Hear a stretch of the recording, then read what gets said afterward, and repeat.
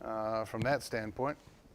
Did that help my voice project a little better, turning the mic on where there's no speakers? Right. Probably helps with the stream a little bit, though.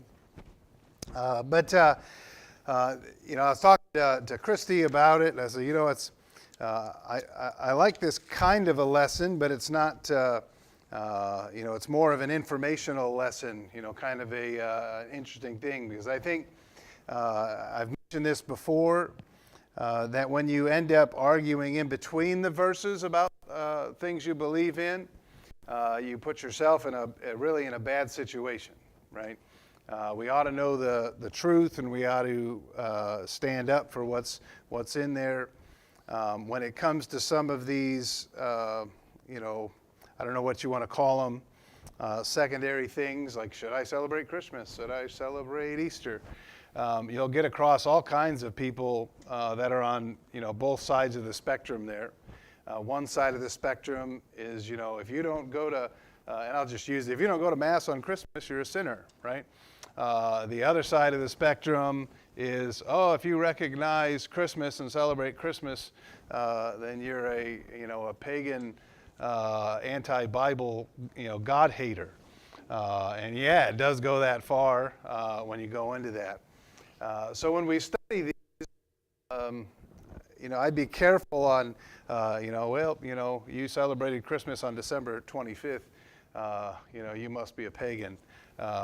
We celebrate Christmas, our family does, on December 25th, and one of the first things we did when we were able to is we bought the Christmas tree for the auditorium and put it up there. All these Christmas tree we talked about last week are symbols, right? And turn to Romans 14. You already know passage here. But we're going to go through tonight some of the dating methods for when Christ was born. Now, let me ask the question right off the bat. Does it affect us, theologically, knowing the exact date of Christ's birth? No, absolutely not. Do I believe anybody that tells me they know the exact date of Christ's birth? No, I don't, right? Just like if somebody told me, well, I know what day the rapture is going to happen. No, you don't, right? So we look at this, and I find it interesting, and it helps us to get into the Word of God and to study some of these passages. So that's what we're going to do through some of this. So Romans chapter 14 gives us this in verse number 5. One man esteemeth one day above another, another esteemeth every day alike. Let every man be fully persuaded in his own mind. He that regardeth the day regardeth it unto the Lord. And he that regardeth not the day, to the Lord he doth not regard it. He that eateth, eateth to the Lord, for he giveth God thanks. And he that eateth not to the Lord, he eateth not, and giveth God thanks. Again, and I know we had a pretty good conversation last week about this. The primary emphasis here is to give God glory in all things. And if you want to have a separate day that your family celebrates, then do it to the Lord, right? Be fully persuaded that that's what you're going to do that day. Don't use it for something else, like you who here's the attention seeker. Look at how godly I am, because we worship God on this day, right? Be fully persuaded in it, and that persuasion, that being fully persuaded that it is to the Lord, right? And so you're giving thanks to Him in all things. Our family, of course, celebrates Christmas on December 25th, but I think it's a great opportunity because it is one of those days that's recognized as a Christian holiday. Now, there's been a lot of hijacking on that, right? One of the main perpetrators is, if you like the soda company that has the red labels there, really try to, assume Christmas and sell things, and a lot of places do that. But don't get sold into that. Celebrate it and use that opportunity to teach people about Christ. Even certain holidays that you may not celebrate, but they might be recognized as a Christian holiday, you take the opportunity right? Take the opportunity to witness to people, even if their reason for celebrating the day is incorrect. You can still use it for the cause of Christ, right? And somebody, and I'm just thinking this in the top of my head, and I can't remember. Honestly, this isn't on my lesson here, but I was trying to remember where it is, which chapter it is here. But who can think of a time in the Bible? It's in the New Testament, and it was related to Paul, where he used something that each and every one of us would recognize as pagan to witness to them about Christ. The statute of the unknown God. Yeah, I was trying to think in my head if it was like Acts 16 or something, but I cannot remember. Acts 14 maybe. 17? Acts 17. I was right around there, I guess. Thank you. But yeah, it said that Paul stood in the midst, verse 22, Mars Hill, and said, "You men of Athens, I perceive that in all things you're too superstitious." Right now, he's telling them that their religion and what they believe is, too superstitious. He said, "I passed by, beheld your devotions." Right. This doesn't mean that he is participating in their devotions. He is using what they were doing as an illustration. He said, "I found an altar with this inscription, to the unknown God, whom therefore ye ignorantly worship, him declare I unto you." And what is he doing? He is using something from their system that they understand. He said, you're worshiping this unknown God. You've set up this idol for the God that you don't know, but you just assume there's a God out there. Well, I'm going to teach you about that God. This is the one that you don't know about, right? And this is the true God. I feel like in today's day and age that Paul would have been, kicked out of the church, for doing that. They'd have been like, "Oh, you can't use that as an illustration of God." Well, he did, right? Now, again, the point is he didn't participate in the pagan ritual or anything like that. But he illustrated with it, right? And he said, you do this. The reason you do this is because of him, right? And you try to pull them out of their false in there. So like even if you believe that Christmas, you shouldn't celebrate it, it'd still be biblical to use it to witness to people of God, right? And to point at that. So we look at Christmas, absolutely prime real estate there. Lent, right? We don't celebrate Lent around here. The Ash Wednesday, we don't do Ash Wednesday or anything like that. But have I used an ash mark on somebody's head to open up a conversation? Absolutely. I used to be a Catholic, and I would mention, I was like, I didn't realize it was Ash Wednesday, and why do you put that, why do you go and do that, and then they might give you a little history about burning the palm leaves and things like that and getting the ashes from it. And you don't think somebody talking about palm leaves and ashes can't lead you into a good conversation witnessing to them of Christ? Try it sometime, especially who is previously Catholic? Was it, right? Right? If you've got experience, use it. Right? Use it. And this is akin to kind of what Paul was going to there. If I see somebody like that, I say, "Hey, man, you got so much for," because I have no context. I have no context. It doesn't occur to me until we get here that you mention it is Ash Wednesday, because I've never known. Yeah.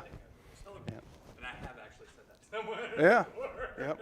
I'm sure our kids have. I think of some of our kids, I remember saying that, like, "Hey, why do they got dirt on their head?"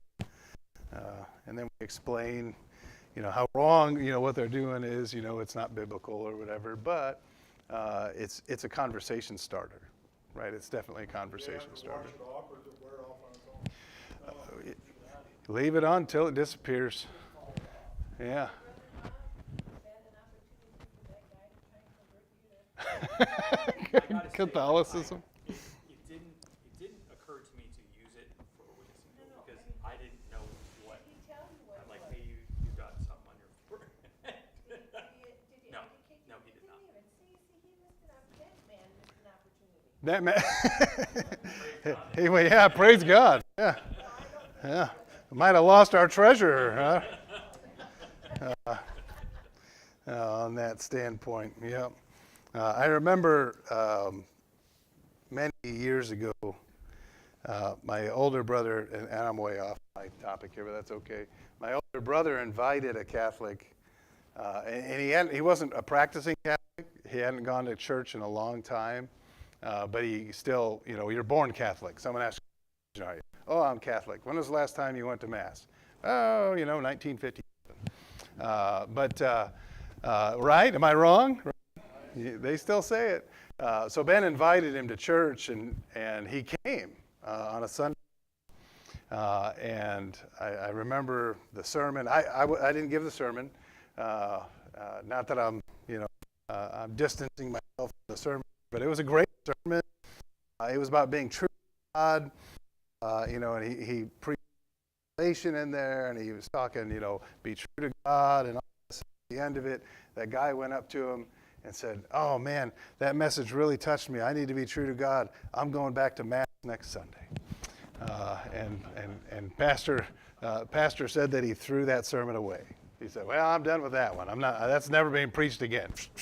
That's in the garbage." But preached him right back to Mass. But does anybody remember that? It was long enough ago that most of the folks here would have remembered. A long time ago. All right. So we'll do some real quick. I mentioned I would do this. When you look at is Christmas pagan, right? This is something that comes up every year, and the main purveyors of Christmas being pagan. Anybody know? Jehovah's Witnesses and non-Christians, right? That's who it shows up on. It's the the ones that we would probably be characterized as pagan in the scriptures. They're the ones that try to push it upon the Christians. Oh, that this date is this date is this. The biggest, about I think it was 5 years ago, and not to give this man any public publicity, but Bill Maher, everybody knows who Bill Maher is probably, came up with this thing called Religulous, and that was just a whole show on how Christmas was pagan. But what they tell you, who knows the names that they try to tell you Christmas, because they can't decide which one it is, so they just add a plethora of names to say, oh, this is what Christmas regularly was. Anybody know the gods' names that they accredit it to? One of the ones they say Saturn. Yep, Saturnalia, yep. That's our Saturnalia is one. Mithras is another one, and then Invictus, right? Those are the three, because they can't decide which one it was based off of. Well, if you actually look at the pagan tradition, Mithras didn't actually have a birth date in the pagan religions. He was born out of a rock, fully grown. That's his whole thing. He was born out of a rock, fully grown as an adult. They'll say Horus, the sun god, but Horus in Egyptian mythology is historically August or July. Dionysus, another name they give, there's actually no real source for his birthday other than in recent publications. Saturnalia is actually December 17th, but at some point in the early, I can't remember, I don't have it written down, but it turned into a week-long event that ended on the 23rd, and they would go house to house singing, right? So you can see where they try to link that with caroling for Christmas, but there's a big difference between the singing of Saturnalia and Christmas caroling, because Saturnalia was a very sexual and riotous behavior event. So they went house to house singing naked.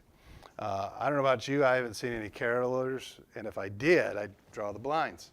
But that would be, I think you'd be hard pressed to get a group big enough to go caroling in the nude anywhere around this, especially when it's 10 degrees outside, a little cold outside. But you see, they try to draw all these parallels, right? And what are they really trying to do? Discredit God, right? Take Christ, take the emphasis off of Christ as much as they possibly can to try and prove. What's that? Make their own Trinity. Yeah. That's what a lot of them are really trying to do. Now, Nautilus Sol Invictus, that is the one date that is on December 25th. However, Sol Invictus, the earliest account in any record is about mid-4th century. The earliest account of a writer pinning the date of Christ's birthday on the 25th of December, and we talked about this a few weeks ago, is mid-2nd century. So the Christ account on the 25th predated the Sol Invictus account on the 25th. So if anything, the Sol Invictus people took the date for Christ on the 25th. And also, historically, there's not much information given about Sol Invictus. Most of it has been really made up. Anybody remember, and there's no real concrete evidence for the 25th of December, but does anybody remember was it 2 weeks ago we mentioned it, how that date got picked? After. What they did was they assumed there was a Jewish thought, and the early church fathers kind of had this thought too, that a prophet would die the same day that they were conceived. And so the earliest folks would put the crucifixion on March 25th. That was their guess because of the Passover of a year there. And so then they did 9 months. From March 25th, they did 9 months from that, or go December 25th, right? And that is almost the sole argument or evidence, if you want to call it that, for December 25th. The other things that they would bring about for December 25th, and that's called, if you want to look it up, it's called the integral age theory, INT, just like calculus, integral age theory, is that a prophet would die the same day they were conceived. So March 25th was some of the calculations for the day he died, so they assumed that was the day he was conceived. The couple other arguments for December 25th, who knows what's, well, I mean, if you've been watching the news about Australia, even if you didn't know it was this week, what is this week for the Jewish calendar? Hanukkah. And I don't have the passage. I should have thought of these things. I should have preached this message without anybody in the room so I could think of these things. But Hanukkah is in the scriptures, right? Feast of Lights. Jesus went, so he celebrated Hanukkah. But since it's the Feast of Lights, some scholars would suggest that it would certainly be symbolic if the light of the world was born during the Festival of Lights, Hanukkah. So they kind of tack that on to the thought that maybe he was born in December. And then the census that was being taken. The argument is that the census in the winter time, now understand that Jerusalem, Bethlehem, right, Israel, doesn't look like this, right? Everyone's always like, oh, it'd be too cold. No, it doesn't look like this, right? They're not in the Midwest.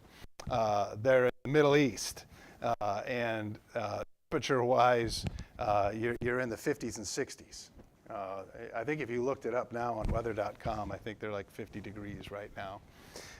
But they would say that the census would make sense in the winter because they do have the harvest. So they would say they've done the census, the tax for the taxing during the winter. Now, do I think Rome would care whose life they disrupted for this? That's it? No. No, probably not. So we have that. That's pretty much the case for it. It did rain in Judea often in the winter, which would have made outdoor. Some of the argument against the December 25th date is that, of course, Luke tells us that the shepherds were out with their flocks, which would not traditionally be an all-day thing, except for during the birthing period of the lambs, where they would go out to help, and they had to make sure they were in the fields during that time point. And December is not that time point. They generally have the birthing. 43 degrees right now over there. What time is it over there? What time is it? I don't know. But what's one of the arguments that you'll see, and I've never really preached this because I don't think there's enough evidence to dogmatically stand by it. It's a great account if it is fully true, but who's heard the reason why the shepherds might be out all night long? It's 3 a.m. over there? Yeah, so it's 40-some degrees. That's about as cold as it's going to get. So not freezing. Warm up to 57 or 52. Well, who's ready to go to Israel? Bob's like, well, other than you have to have your flag vest on, right? But who knows the story that's often preached as absolute truth, but there's not a whole lot of evidence for it that would give the reason why those shepherds would be out. Anybody? Nobody? What's that? Oh, no, but okay. Give is the thought of the temple shepherds, because there was in Bethlehem a temple shepherds at some point, and they thought they would be watching for unblemished sheep or lambs for the sacrifices, right? And that's what a lot of people give, but I'll let you all look that up. Some people will tote it as absolute truth, but there's not a whole lot of record of it. So just be careful. That's why I'm trying to do tonight. I'm trying to be careful and not be dogmatic about something that Scripture doesn't dogmatically tell us. When I was a young man, I wanted to do away with the Christmas tree, so I made myself a silhouette manger scene. Yeah? And Brother Jim Velasquez said, "Oh, you went from Christmas tree to idol worship."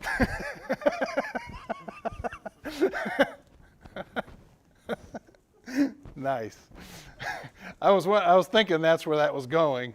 Yeah. Oh, so you carved. An altar to the unknown. Yeah. Instead of tree worship, you carved a statue of God and put it on your. Well, you said, "Be careful." Yeah. And I thought of that. Yeah. Now, did we have manger scenes? Yeah. Yeah, we do. Just be. That is a funny statement, though.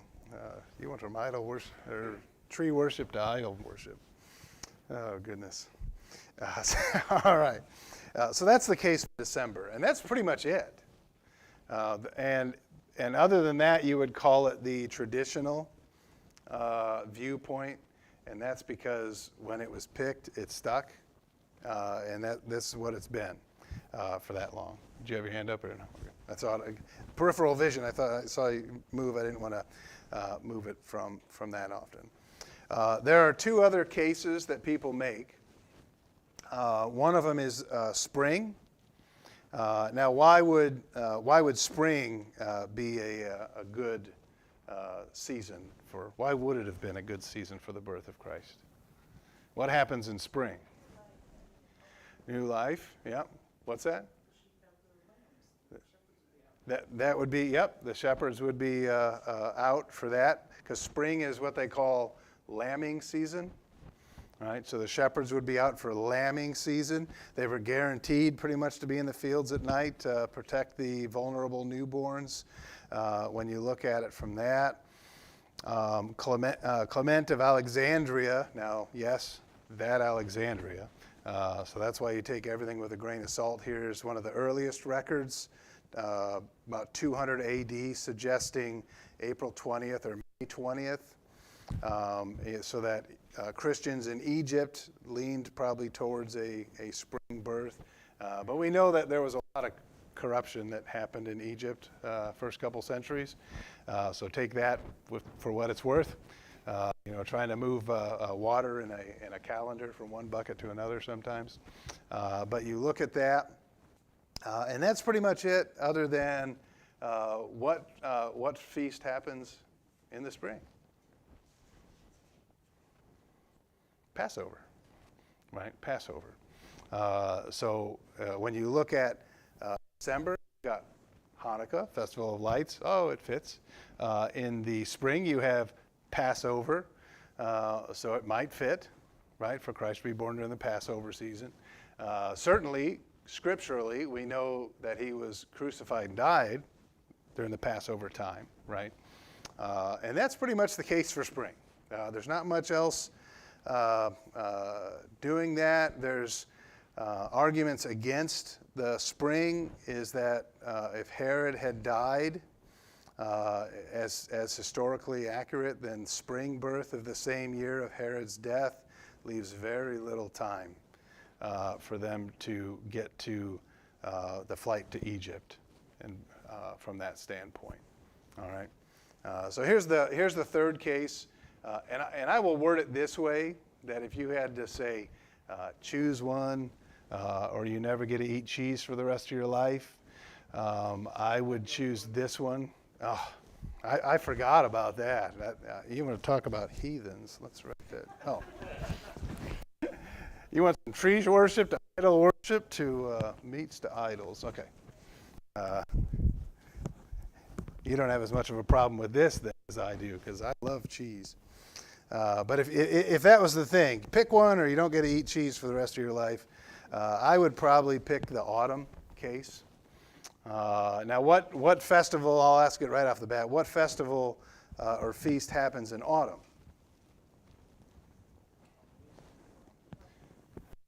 It's a tough question, because this is one of those feasts that is just forgotten.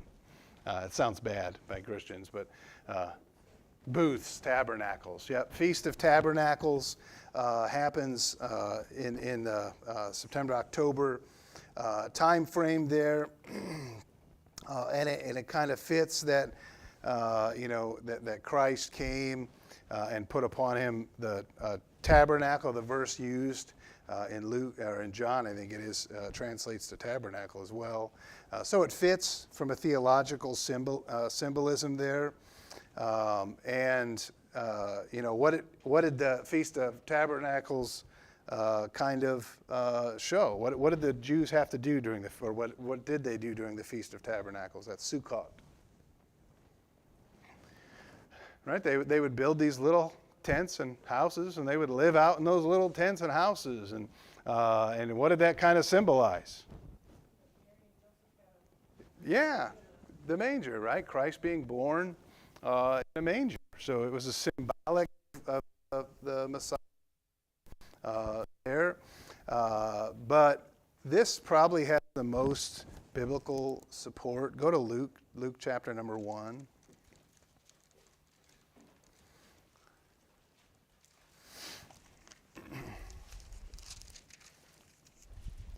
That's what I was talking about with Christy, that I wanted to give this lesson because it was kind of part of the theme of it.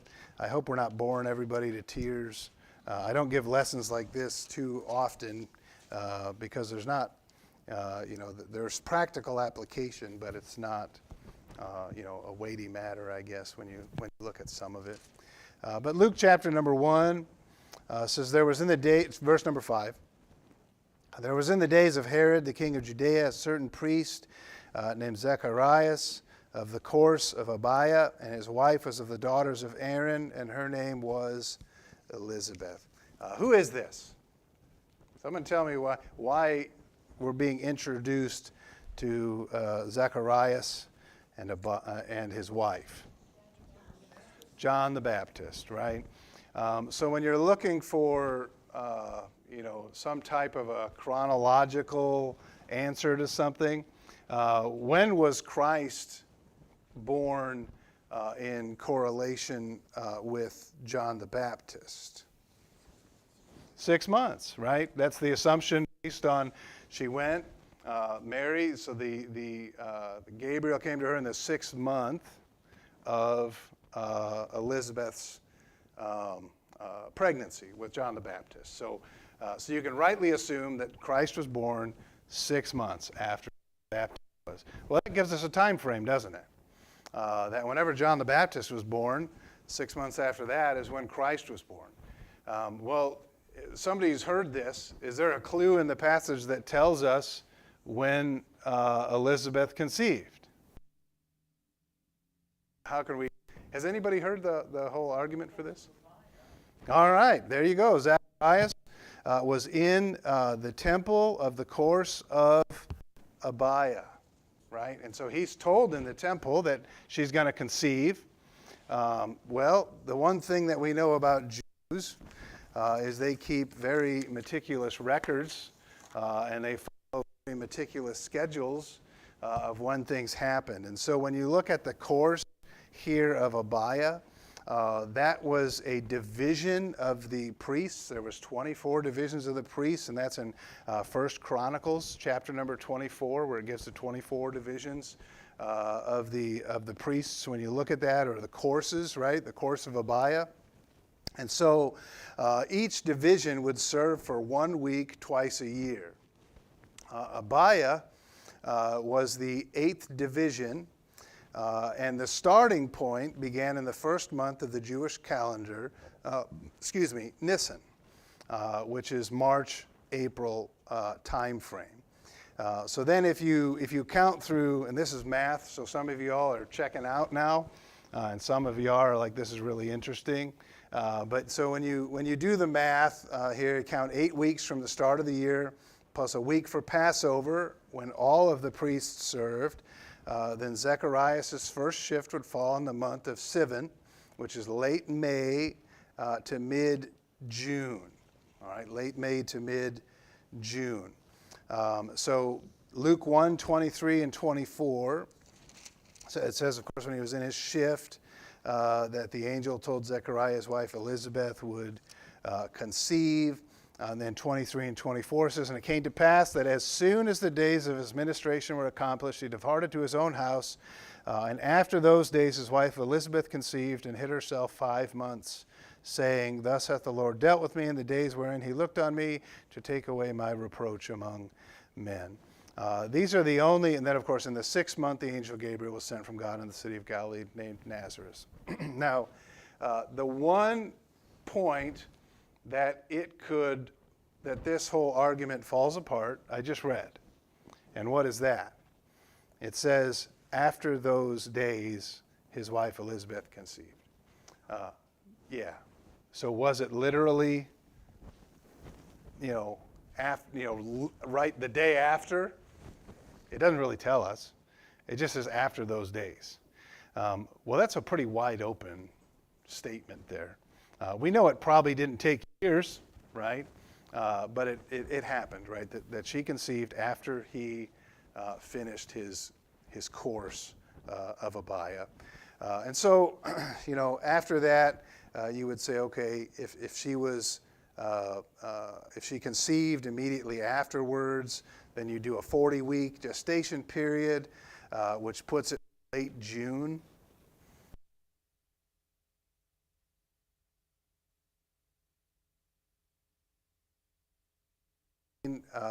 John the Baptist was born during Nisan of that year would have been March, April. Sorry, I gave you the wrong date there. But it brings us to Nisan, which would be March, April of the following year. And what did we already establish happens in March and April? Passover, right? Passover. So then he would have been born during Passover. And there's a significance to that because the Jews believed that Elijah would arrive at Passover. So he would have fulfilled essentially the Jewish thought that Elijah, because of course Christ said that John the Baptist was the fulfillment of Elijah, right? Everyone agrees with me on that one? Otherwise, we'll go into the scriptures if you want, but everyone agrees that Christ said that he was the Elijah, the one that was to come. The Jews expected Elijah on Passover. If this is the right timeline, then John the Baptist came on Passover, which would fulfill that thought there that he was coming on Passover. But then you go, of course, we already talked about that. Mary conceived Jesus when Elizabeth was in her 6th month of pregnancy. So Jesus is 6 months younger than John. If John was born in March, April, you move forward 6 months. It brings us to September, October, right in the autumnal time frame, which would put us near the Feast of Tabernacles when you get there, right? John 1:14, the Greek word for dwelt among us literally means pitched his tabernacle, if you look up that word. So there's that. There's some holes in there. We don't know. It was after he finished his course. And also, it's important to note that since there are 24 divisions that serve twice a year, Zacharias probably served second shift that later in December, but they also have another shift. They would shift sometimes in there. But by the accounts on what year that happened, it would put us right there in September, October, right? Now the Jehovah's Witness, who said that? That's where they're at, September, October. But they stand by it stating, you're a heathen if you celebrate Christmas on December 25th. So while, yes, I say that, if you had to pin me down, I'd say, well, like the evidence probably points to an autumn birth. But I'm not going to proclaim it too loud, except for I'm streaming now, because you're going to identify, because that's the one vocal group about the autumn is them. So I'm not building any more manger scenes from that standpoint. There's some other kind of really neat things that went on around that September, October time frame. I'm almost loath to say it out loud with the stream going. But, I believe that God created everything, right? That includes the stars and all that. He says the heavens declare, you look at things. And there's some very interesting solar things that happened in September of 3 BC that people point to. That the planet Jupiter came into close conjunction with Regulus, which they used to call them the king planet and the king star, and they joined together within the constellation of Leo, right? And so it was kind of a neat, and that's based on star charts and things like that. So some really neat things. And also September 11th, 3 BC, talks about the sun was positioned in the constellation of Virgo, which is the Virgin, and then the sun was there September 11th, 3 BC. So it's just kind of some neat thoughts there. And also Jupiter and Venus in June of 2 BC merged so closely according to the star charts that they would have formed one massive, brilliant star in the western sky.